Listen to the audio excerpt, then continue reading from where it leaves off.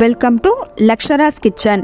நம்மளுடைய ஸ்கின்னை நல்லா க்ளோவாக வச்சுருக்கிறதுக்கும் நம்மளுடைய உடலை நல்லா ஆரோக்கியமாக வச்சுருக்கிறதுக்கான ஒரு ஜூஸ் ரெசிபி தான் இன்றைக்கி நம்ம செய்ய போகிறோம்.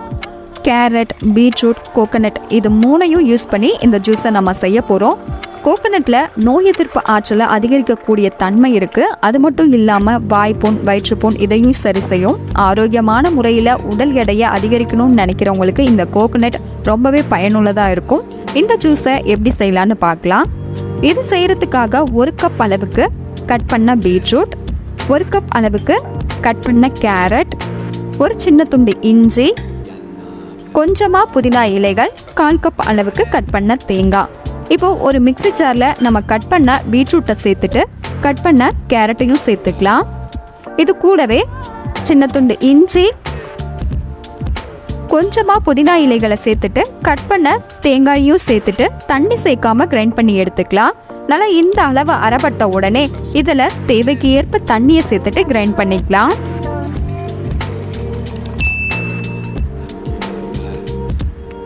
இப்போது இந்த அளவு அரைப்பட்ட உடனே இதை வடிகட்டி எடுத்துக்கலாம்.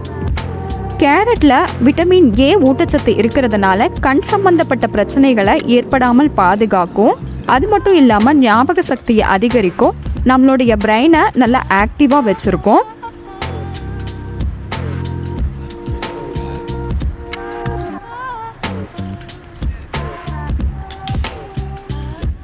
நல்லா இந்த அளவு வடிகட்டி எடுத்துக்கோங்க. பீட்ரூட்டில் இருக்கிற நன்மைகள்னு பார்த்தீங்கன்னா ஹீமோக்ளோபினோட அளவை இன்க்ரீஸ் பண்ணும், இரத்த சோகை ஏற்படாமல் பாதுகாக்கும். அது மட்டும் இல்லாமல் நம்மளுடைய ரத்தத்தை தூய்மைப்படுத்தி ரத்த ஓட்டத்தை சீராக வச்சுருக்கோம். நம்மளுடைய ஜூஸ் ரெடி ஆயிடுச்சு. கண்டிப்பாக இதே மாதிரி நீங்களும் ட்ரை பண்ணி பாருங்கள். லைக் பண்ணி, ஷேர் பண்ணி, கமெண்ட் பண்ணுங்கள். மறக்காமல் லக்ஷராஸ் கிச்சனை சப்ஸ்கிரைப் பண்ணுங்கள். தேங்க்யூ.